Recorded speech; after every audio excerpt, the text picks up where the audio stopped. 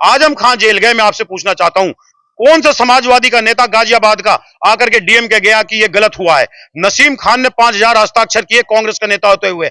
मैं आपसे पूछना चाहता हूं, आजम खान इतने बड़े नेता है कांग्रेस के, इतने बड़े नेता है, क्यों उनके लिए अखिलेश यादव ने जेल भरो आंदोलन चलाया?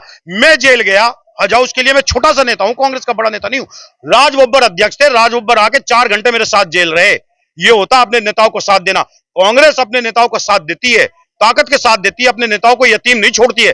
समाजवादी पार्टी अपने मुसलमान नेताओं को साथ छोड़ती है। और मैं मुसलमानों से कहना चाहता हूं, जो आजम खान जैसों के साथ खड़ी नहीं हुई समाजवादी पार्टी, हम जाहिल जपट मुसलमानों के जिसके चेहरे भी नहीं धुले हुए, जिसपे धन दौलत नहीं है, हमारा साथ क्या दे देगी? अरे पूरी समाजवादी का कुनबा आय से अधिक संपत्ति में फंसा हुआ है। राम गोपाल हो, शिवपाल हो, अखिलेश यादव, उन मुकदमों से बचने के लिए मुसलमानों की बलि चढ़ाई जा रही है। अखिलेश यादव के अब्बा तो मोदी को आशीर्वाद देते थे कि आप दोबारा जीत करके आओ, मोदी को आशीर्वाद देते थे। भाई मैं आपसे पूछना चाहता हूं, अखिलेश यादव की भाभी अगर पार्टी छोड़ के जा रही तो भाजपा में क्यों जा रहे हैं? अखिलेश यादव के चाचा शिवपाल अगर पार्टी छोड़ के जा रहे हैं तो समाजवादी में क्यों जा, उसमें भाजपा के साथ में क्यों मिल रहे हैं? तो मैं तो आपसे पूछना चाहता हूं, ये रिश्ता क्या कहलाता है? पूरा समाजवादी का कुनबा आय से अधिक संपत्ति में फंसा है, मुकदमों से बचने के लिए मुसलमान नेताओं को बलि चढ़ा रहा है, चाहे उनका मुसलमान नेता हो, चाहे कोई मुसलमान नेता हो। इस बात को मुसलमान समझ रहा है, इसीलिए आज पूरे देश के अंदर नफरत के खिलाफ मोहब्बत की बात करने वाले राहुल गांधी की बात चल रही है। आपको लगता है कि आजम खान युग अब खत्म हो गया? बिल्कुल खत्म नहीं हुआ। मुझे सर सैयद अहमद खान का युग खत्म हो गया क्या बता दीजिए? पूरी दुनिया के अंदर सर सैयद अहमद खान आज भी पहचाने जाते हैं कि अलीगढ़ यूनिवर्सिटी के फाउंडर थे। आजम खान देखिए, युग जेल जाने से युग खत्म होता है। हम मुसलमान हैं, हमारा यकीन मौत पे है, हम मौत को साथ लेके चलते हैं, मौत को हम सर पे ओढ़ करके चलते हैं, कफन को।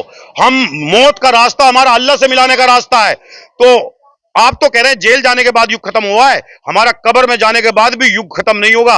आजम खान को अगर जो पहचाना जाएगा, जौहर यूनिवर्सिटी के फाउंडर से पहचाना जाएगा, इन गरीब गरीब जाहिल जवट मुसलमानों को शिक्षा देने के लिए वो आदमी कुर्बानी पे चढ़ा, इस बात से पहचाना जाएगा। आज पूरी दुनिया के अंदर अगर किसी नाम को माना जाता है, जाना जाता है, और नाम के आगे लगाया जाता है हजरत मोहम्मद रसूलुल्लाह सल्लल्लाहु अलैहि वसल्लम के नाम को लगाया जाता है। पूरी दुनिया के अंदर युग खत्म नहीं होते, इतिहास लिखने वालों के नाम दुनिया के आखिर तक चलेंगे। तो आजम खान एक ऐसा नाम है जिसका नाम उत्तर प्रदेश की नहीं पूरे हिंदुस्तान की फिजाओं में जौहर यूनिवर्सिटी के नाम से चलता रहेगा। क्या लग रहा है कि आजम खान की वजह से ही समाजवादी पार्टी को हिंदुओं का वोट नहीं मिला?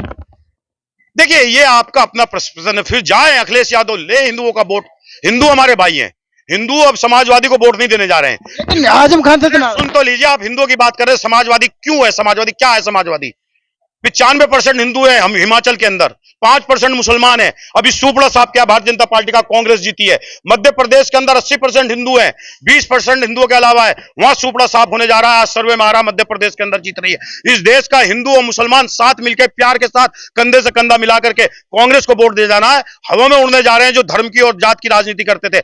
आज राहुल गांधी के नाम का डंका बज रहा है इस देश के अंदर। राहुल गांधी जहां जा रहे हैं पूरा हुजूम इकट्ठा हो रहा। अभी मिजोरम में गए, गलियां भर गई, चौबारे भर गए, हजारों लोग आ गए, 10-10 लाख आदमी देखने आ रहा है।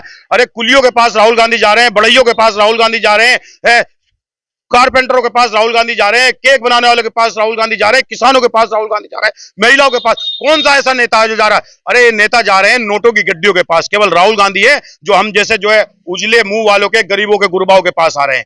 केवल वो नेता है जो लोगों की सुन रहा है, मान रहा है। इसके अलावा मैं आपसे कहना चाहता हूं, पता नहीं पैसा मिला आपको मोदी से क्या मिला है जो इसलिए कह रहे हैं हिंदू मुसलमान कर रहे हैं। आपको भी कह रहा हूं, आप भी बहुत अच्छा चैनल चलाते हैं, सब कुछ चलाते हैं, पता नहीं कौन सी सेटिंग गेटिंग है, या आप मोदी के डंडे से डर गए, अमित शाह के डंडे से डर गए, पता नहीं योगी के डंडे से डर गए। डरो बिल्कुल मत, जाना है कहीं ना कहीं आजम खान ने तो फर्जीवाड़ा किया। देखिए, कोई फर्जीवाड़ा नहीं। चलिए मैं कहता हूं आजम खान ने फर्जीवाड़ा किया। मैं इस चरण सिंह कॉलोनी में आप खड़े हैं, क्या मैं आपसे पूछता हूं आजम खां क्या बकरी चुरा सकता है? आजम खां क्या मुर्गी चुरा सकता है? आजम खां क्या किसी गल्ले में से 152 रुपए की डकैती डाल सकता है? 152 रुपए गल्ले में से चोरी और उसको डकैती कही जाए, क्या डाल सकता है क्या आजम खां? मुझे बता दे। चलिए मैं मानता हूं आजम खां की डिग्री फर्जी, यूनिवर्सिटी फर्जी बना दी। आजम खां क्या यूनिवर्सिटी से किताब चुरा सकता है? जब ये सारी बातें सामने आती है तो हमें ये लगता है ये बर्थ सर्टिफिकेट वाला भी और जितने मुकदमे लगाए गए हैं ये सारे फर्जी है। तब हमें महसूस होता है, क्योंकि आप एक तरफ ये कह रहे हो मुर्गी चोर, बकरी चोर। अरे ठीक है, आपके ऊपर लोग हंस रहे हैं, ठीक है, आपकी सरकार है, आपके पास ताकत है, आज आप दमन की नीति अपना रहे हैं, एक परिवार को तोड़ रहे हैं, तमड़ रहे हैं, इसलिए तोड़ रहे हैं कि उसने यूनिवर्सिटी बनाई, वो मुसलमान है। इसलिए तोड़ रहे हैं। लेकिन हमें भाजपा से शिकायत नहीं है मेरे भाई, हमें भाजपा से शिकायत नहीं है, हमें तो अखिलेश यादव से शिकायत है। वो तो कह रहे हैं, हम तो उन्होंने खुद कहा है कि मुसलमान होने की वजह से कार्रवाई है। अब मुसलमान का नाम ले रहे हैं अपनी नाकामी छुपाने के लिए, मैं साफ बोल रहा हूं, और ये बात मुसलमानों को समझ में आ रही है। इसलिए आज पूरे हिंदुस्तान का, पूरे उत्तर प्रदेश का मुसलमान राहुल गांधी को याद कर रहा है। खुल के चैनल के सामने कह रहा हूं, मैं किसी से नहीं डरता हूं कि इस देश के अंदर अपराध का मतलब है मुसलमान, अपराध का मतलब है जो भारतीय जनता पार्टी के खिलाफ, उसके अलावा चाहे किसी की 2 डिग्री हो, चाहे 4 डिग्री हो, चाहे कुछ ही कर ले, अगर भारतीय जनता पार्टी के अंदर है तो वो अपराधी नहीं है। यानी आप कितना ही बड़ा अपराध करके, बलात्कार करके भारतीय जनता पार्टी में शामिल हो रहे हैं तो आपको अपराधी नहीं माना जाएगा। जैसे ब्रजभूषण ने हिंदू बहनों का, हिंदू बेटियों का, जो सोना लाने वाली बेटी है, उनके साथ यौनाचार किया, और वो ये कह रहे हैं कि हमारे साथ उल्टी सीधी जगह हाथ डाला गया, लेकिन उनको संसद में बिठाया गया।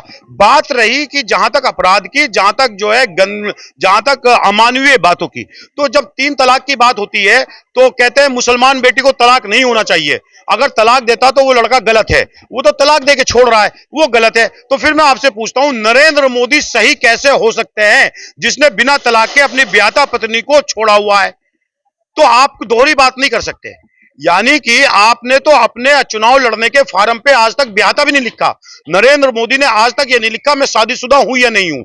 जब सुप्रीम कोर्ट ने कह दिया कि आपको अपने फॉर्म पे लिखना पड़ेगा कि आपका मैरिटल स्टेटस क्या है, यानी कि आप शादीशुदा है या नहीं है, तब जाके लिखा मैं शादीशुदा हूं, जसोदा बहन मेरी पत्नी है। तो मतलब आप एक औरत को बिना तलाक दिए छोड़ दें और उसको उसका हक ना दें तो आप सही हैं। लेकिन कोई मुसलमान अगर तलाक दे दे कि मुस्लिम महिलाओं के साथ अन्याय हो रहा है, तो ये दोहरी नीति नहीं चलेगी, हिंदू हो चाहे मुसलमान। आप तो कांग्रेस की तरफ नहीं देख रहे, अखिलेश यादव को साइड कर देते हैं।